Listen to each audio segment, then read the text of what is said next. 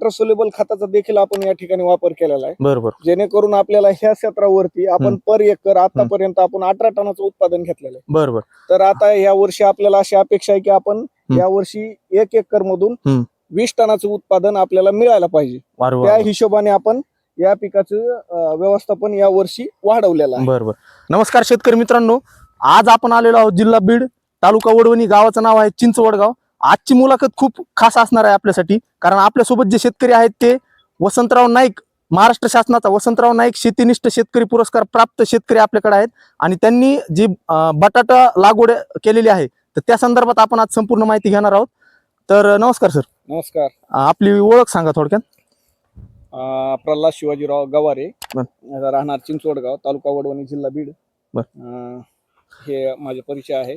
बरोबर. आता हे जे तुम्ही इथं बटाटा लागवड केलेली आहे, हे किती क्षेत्र आहे तुमचं टोटल? आपलं हे क्षेत्र 2.5 एकर आहे आणि आपण जवळपास 2007 पासून या बटाटा पिकाची लागवड म्हणजे करत असतो. बरोबर. कमी जास्त प्रमाणावर क्षेत्रावरती लागवड करतो. बरोबर. म्हणजे शेतकरी मित्रांनो जवळपास 18 ते 20 वर्षाचा अनुभव यांच्याकडे आहे. तर आता हे तुम्ही जी बटाटा लागवड केलेली यामध्ये सुरुवातीला जमीन निवड कशी करायला पाहिजे? समजा जमिनीची निवड करताना शेतकऱ्यांनी प्रामुख्याने लक्षात घेतलं पाहिजे की जी जमीन आहे मोकळ्या पद्धतीने, जशी की कणाला कण न धरणारी जमीन. आता आपण ही पाहू शकता, ही जमीन जर पाहिली तर अशी मोकळी फट्ट जमीन आहे पूर्ण. बरोबर. आणि हे लागवड केली का तर ही आपण बेड वरती केलेली. बरोबर. आणि ही बेड वरती करत असताना, ह्याची लागवड करत असताना या बेडची उंची जी आहे तर साधारण 1.5 फुटापर्यंत उंच आहे. बरं. आणि 1.5 फुटापर्यंत आणि 2 सरीतलं अंतर जे आहे तर हे पाहायला जर गेलं तर 2 सरीतलं अंतर साधारण एक 5 फूट आहे. 5 फूट. बरोबर. आणि ह्याची लागवड आपल्याकडे जे बेड यंत्र आहे त्या बेड यंत्राच्या सहाय्याने मजुरीचा खर्च वाचावा म्हणून आपण हे जे बियाणं आहे तर लेबरच्या सहाय्याने पाठीमागे बसून ते पुढे शिंपायचं आणि ते बेडनी माती जाती. आता ह्यामध्ये जवळपास पाहायला गेलं तर 1.5 फूट उंच बेड आहे. म्हणजे मोकळी माती असल्यामुळं तर 1.5 फूट उंच असल्यामुळं ह्यामध्ये बटाट्याची पोषणाची साईज वगैरे चांगली बनते. बरोबर. त्याच्यानंतर महत्वाचं म्हणजे आता तुम्ही हे जे बटाटे लागवड केली याच्यामध्ये खत व्यवस्थापन सुरुवातीला बेसल डोस पासून तुम्ही कसं करतात? म्हणजे खत व्यवस्थापन म्हणजे ह्या पिकाला जास्तीत जास्त पोटॅश युक्त खताची गरज असते. बरोबर. तर आपण सुरुवातीला ह्यामध्ये काय केलेलं आहे की आपण सेंद्रिय खताचा वापर मोठ्या प्रमाणात केलेला आहे. बरोबर. आणि जवळपास हे जे 2.5 एकर क्षेत्र आहे ह्यामध्ये आपण 12 ते 15 ट्रॉल्या शेणखत टाकलेलं आहे. बरोबर. त्याचबरोबर आपण ह्या प्लॉटला साधारणपणे प्रति 10 दिवसाला आपण 200 लिटर जीवामृताचा वापर केलेला. बरोबर. त्याचबरोबर 200 लिटर जीवामृता बरोबर दर 10 दिवसाला 200 लिटर जीवामृताचा.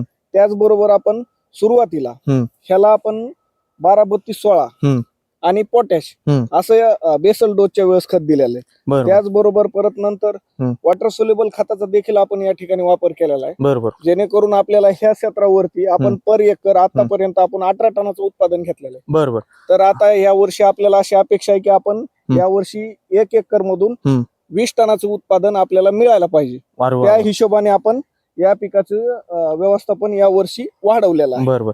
आता सर त्यानंतर महत्वाचा प्रश्न म्हणजे आता ही जी तुम्ही व्हरायटी लावली, कोणती व्हरायटी? ही कुपरी पोखराज नावाची व्हरायटी. कुपरी पोखराज. बरोबर. तर ही कुपरी पोखराज व्हरायटीचं वैशिष्ट्य कसं आहे की ही आपल्या वातावरणात, आपल्या जिल्ह्याच्या बीड जिल्ह्याच्या वातावरणात ही चांगल्या पद्धतीने डेव्हलप होते. आणि उत्पादन हिचं जर पाहायला गेलं तर हिचं जर समजा आपण 1 किलो बियाणं टाकलं तर हिचं आपल्याला 20 किलो उत्पादन मिळतं. बरोबर. आणि दुसऱ्या ज्या व्हरायटी आहेत व्हरायट्यामध्ये जर बोलायचं झालं तर भरपूर व्हरायटी आहेत. कुपरी चिप्सोना आहे, कुपरी पोखराज आहे, कुपरी बादशाह आहे. म्हणजे असंख्य व्हरायटी आहेत ज्या की कुपरी रिसर्च सेंटरच्या आहेत. तर त्यापैकी आपल्या वातावरणात ही व्हरायटी सूट होती. समजा आता तुम्हाला म्हणजे किती लागले समजा रोप पूर्ण टोटल? आता ह्याचं जर बियाणं पाहिलं तर आपण 1 एकरला आपण साधारण ह्याच्या 18 गोण्यापर्यंत बियाणं टाकतो ह्या पद्धतीत. बरोबर. जर जेणेकरून जास्तीत जास्त जर बियाणं पण लागलं तरच जास्तीत जास्त यील्ड पण येतोय. बरोबर. तर साधारण शेतकरी काय करतात की लागवड जर केली, आता आपण ही रोप पाहू शकतो तर ही रोप पूर्ण दाट आहेत. काय इतके दाट रोप आहेत म्हणजे ह्याच्या खाली प्रत्येकाला जास्त बटाटे लागलेली संख्या आहे. बरोबर. जर आपण पातळ केलं तर मग ऍव्हरेज पण कमी येतं. बरोबर. बरं, आता याच्यामध्ये तुम्ही बेड पद्धतीने लागवड केलेली पाहायला मिळते, तर बेड पद्धतीचा कसा फायदा आहे समजा थोडक्यात सांगा. आता बेड पद्धतीने जर लागवड केली आपण तर हम्म. सगळ्यात मोठा फायदा काय की ह्याला भुसभुशीत जमीन लागते. तर जर आपण डायरेक्ट खाली लावली तर बटाटा हिरवं पडण्याचे चान्सेस जास्त असतात. बरोबर. आणि पोसायला पण त्याला पेस भेटत नाही. मग त्यामुळं उत्पादनामध्ये कुठेतरी घट येण्याचे चान्सेस असतात. जर बेडनी लावलं तर त्यात उत्पादनात 5 ते 60% वाढ होते. आता त्यानंतर शेतकरी मित्रांनो सगळ्यात महत्वाचा प्रश्न म्हणजे कीड व रोग व्यवस्थापन बटाटा पिकाचं. तर सर तुम्ही याचं कीड व रोग व्यवस्थापन कसं करतात ते थोडक्यात सांगा. आता ह्या पिकाचं जर कीड व्यवस्थापन रोग व्यवस्थापनाचं जर बोलायचं झालं तर हे पीक वातावरणाच्या हिशोबाने करण्याचं पीक आहे. बरं. जर ह्या पिकाला टेम्परेचर जे आहे तर मिनिमम टेम्परेचर आहे का हे लागलं पाहिजे किती खालचं 10च्या आतलं टेम्परेचर असलं तरी चालतं. आणि वरचं टेम्परेचर आहे का साधारण 27 ते 30 डिग्री टेम्परेचर जर त्या काळातच हे पीक चांगलं डेव्हलप होतं. तर त्या काळामध्ये जर कीड रोगाचा प्रादुर्भाव आहे का हा कमी प्रमाणात होतो. आणि जर वातावरणातले बदल झाले तर अचानकच आभाळ येणं गरमी येणं तर अशा वेळेस काय होतं की ह्या पिकाचं थोडासा प्रॉब्लेम कोणता येतो की थ्रिप्स येणं माइट्स येणं अशा पद्धतीने येतं. त्यामध्ये सगळ्यात मोठा रोग ह्यामध्ये करपा असतो. करपा रोग जर आला तर आपलं जवळपास 80 ते 70 ते 80% नुकसान करपा एक रोग होतो. त्यामध्ये लवकर येणारा एक करपा असतो आणि उशिरा एक हे 2 करपे ह्या पिकामध्ये प्रमुख असतात. तर ते 2 जर करपे आले तर ते 70 ते 80% नुकसान करतात. मग त्यासाठी आता मार्केटमध्ये मोठ्या प्रमाणात चांगली औषधं उपलब्ध आहेत. त्यांचा देखील स्प्रे करू शकतो. बरोबर. आता तुम्ही जसं म्हणलात की अर्ली ब्लाइट म्हणजे जो लवकर येणारा करपा लेट ब्लाइट तर त्याला म्हणजे ओळखण्याची काय समजा लक्षणं समजा वेगवेगळे कोणता आहे. हे आता आपण हा प्लॉट जो पाहतोय हा लास्ट स्टेज मधला प्लॉट आहे. बरोबर. तर ह्यामध्ये कसं आहे आपल्याला सुरुवातीला सुरुवातीला येणारा करपा कोणता असतो की 21 ते 22 दिवसालाच करपा येतो. तर तो सगळ्यात लक्षात कधी येतो की त्या पानाच्या पाठीमागून त्याचे काळे टिपके पडायला चालू होते. पानाच्या पाठीमागून ते जर पानाच्या पाठीमागचे काळे टिपके दिसले तर म्हणायचं हे लवकर येणारा करपा आहे. ते स्पॉट जर मोठाले झाले तर तो पूर्ण त्याचं म्हणजे मोठं रूपांतर गोल आकारात जर झाले आणि उशिरा येणारा जो करपा आहे म्हणतो आपण म्हणजे उशिरा येणारा म्हणजे सुरुवातीचा स्टेप निघून गेल्याच्या नंतर उशिरा येतो. तो साधारण 20 ते 25% त्या पिकावर परिणाम करतो. आणि सगळ्यात महत्वाचं काय ह्याला थ्रिप्स पण येतो. फुलकिडी सारखा रोग येतो. पुन्हा त्याबरोबरच पांढरी माशी देखील मोठ्या प्रमाणात होते ह्यावर. तर तिचं देखील वेळोवेळी नियंत्रण तसं रोगाचं कंडिशन पाहून करायला पाहिजे. बरोबर. आता नंतर सर्वात महत्वाचा समजा जर कुणी बटाटा लागवड करणार असेल नवीन शेतकरी तर समजा एकरी तुम्हाला याच्यामध्ये किती समजा प्रॉफिट जनरली राहतो समजा कमी भाव पकडला किंवा आपण कमीत कमी भाव पकडला. मार्केट तर शेतकऱ्याच्या कुठल्याच हातात नाही. बरोबर. तर आता मार्केट हातात नसल्यामुळं आपण काय करणार जास्तीत जास्त उत्पादन जर घेतलं शेतकऱ्यांनी तर त्याला एक शाश्वत होऊन जातं. आता आम्ही लागवड करतानाच ह्याचा असा हिशोब धरलेला आहे की आपण 18 टन 1 एकरला काढलेलं इथून माग. तर आता ह्या वेळेस समजा आपण काय धरलंय की 20 टन म्हणजे 20 टन 1 एकर मधून उत्पादन काढलं आणि आपण जर मिनिमम जरी 20 टन 10 रुपयांनी जरी जागेवरून माल गेला तर साधारण एकरी आपल्याला 2 लाख रुपये मिळतात. आपण दरवर्षी कलिंगडाची मोठ्या प्रमाणात 7-8 एकर वरती लागवड करतो. परंतु या वर्षी हवामान जास्त थंड असल्यामुळे आणि थोडंफार आमच्याकडे सगळे जवळपास 27 प्रकारचे पिकं असतात वेगवेगळे. मग त्यामध्ये आम्ही चेंजेस करत चालतो. बरोबर.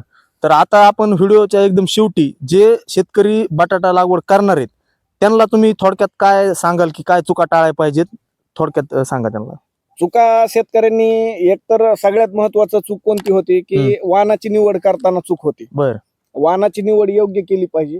त्याचबरोबर जमिनीचा प्रकार आहे का तो जमिनीचा प्रकार त्या शेतकऱ्याला माहित पाहिजे की आपली जमीन कशा पद्धतीची आहे. सगळ्यात महत्वाचं की भौगोलिक परिस्थितीवर प्रत्येक पिकाचं शास्त्र हे बदलत चालतं. मग त्या भौगोलिक परिस्थितीवर जर शास्त्र बदलणार असेल तर मग त्या शेतकऱ्याला त्या पिकाची त्या परिसरातली माहिती असली पाहिजे. त्याच वेळेस कुठलं बी पीक घेताना त्या शेतकऱ्याला योग्य नफा आणि योग्य पद्धतीने फायदा मिळू शकतो. बरोबर. आता एक प्रश्न राहिला समजा की जी बटाट्याची साईज आहे समजा हे अंडरग्राऊंड पीक आहे आपल्याला माहितीच आहे त्याचा जितका कंद मोठा होईल तितका आपलं वजन भरणारच आहे. तर त्यासाठी सुरुवातीपासूनच कसं नियोजन करायला पाहिजे, किंवा समजा मातीतून जे बुरशीजन्य रोग येतं ते पण बऱ्यापैकी त्याला डॅमेज करू शकतात समजा, तर मग त्याचं नियोजन तुम्ही कसं केलेलं आहे साईज आता बनण्यासाठी? आपण ह्याचं जवळपास तुम्हाला सांगतो, सुरुवातीच्या काळात तुम्ही महत्वाचा प्रश्न विचारला की मातीतल्या बुरशीजन्य रोगांचा काय परिणाम होतो कंदावर. बरोबर. हा. तर मातीतल्या बुरशीजन्य रोगांचा असा परिणाम होतो की मातीतले बुरशीजन्य रोग हे आपल्याला जवळपास शेतकऱ्यांना सगळं नुकसान झाल्यावरच लक्षात येतात. बरोबर. तर त्याला एक अनुभवाची जोड लागते की कुठले समजा बुरशीजन्य रोग येणार आहेत काय, त्या अनुभवाने त्या माहिती होती. पण तरी पण आपण प्रिएंटिव्हच म्हणजे काय काळजी घेतली पाहिजे, तर आता टायकोडर्मा असेल, सुडोमोनास असेल, अशा पद्धतीने आपण टायकोडर्माची अगोदर एक एकरला 1 किलो टायकोडर्मा आणि सुडोमोनास पिशी हे 1 किलो ह्या प्लॉटवर अगोदर सुरुवातीलाच लागवड झाल्या ड्रिचिंग दिलेली ठिबक मधून. आणि त्याचबरोबर त्यांना आपण मल्टीप्लाय अप्लाय करण्यासाठी 2 किलो गुळाचा वापर देखील केला. बरोबर. आणि नंतर जवळपास दीड महिन्यानंतर समजा की कंद कूज होऊ शकते अचानक, आणि त्यावेळेस समजा आपल्या लक्षात जर नाही येऊ म्हणून खाल्लं जमिनीतलं तर काही दिसत नाही, म्हणून आपण रोको सारखा एक बुरशीनाशक ह्याला सोडलेला आहे. बरोबर. चालतंय. प्रश्न म्हणजे आता याला जो बटाटा आहे याचं मार्केटिंगचं कसं नियोजन आहे तुमचं? आता समजा आपण पाहू शकतो की 8 दिवसाच्या अंतरानं समजा याची हार्वेस्टिंग स्टेजला आहे समजा हे सध्या, तर मार्केटिंगचं कसं नियोजन? आता सांगायचं जर झालं तर मार्केटिंगला ह्याचं मार्केट जर पाहायला गेलं तर जून जुलैच्या आसपास चांगलं मार्केट राहतं, मे जून जुलै पर्यंत. त्यात जर शेतकऱ्यांकडे कोल्ड स्टोरेजची व्यवस्था असेल कुठं जवळपास, तर कोल्ड स्टोरेज करून आपण माल पुढे साठवून ठेवून पुढे विकू शकतो.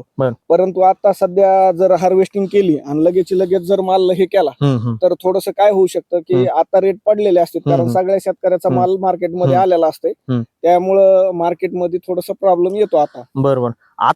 तर सर तुम्ही दिलेली माहिती खूप उपयुक्त आहे. तर सर्व जे बटाटा लागवड करणारे शेतकरी भविष्यामध्ये त्यांनी अतिशय अनुभवातून त्यांनी मागल्या 20 वर्षात त्यांना जे अनुभव आलेत त्याद्वारे त्यांनी अतिशय उपयुक्त अशी माहिती आपल्या सर्वांना दिली आहे.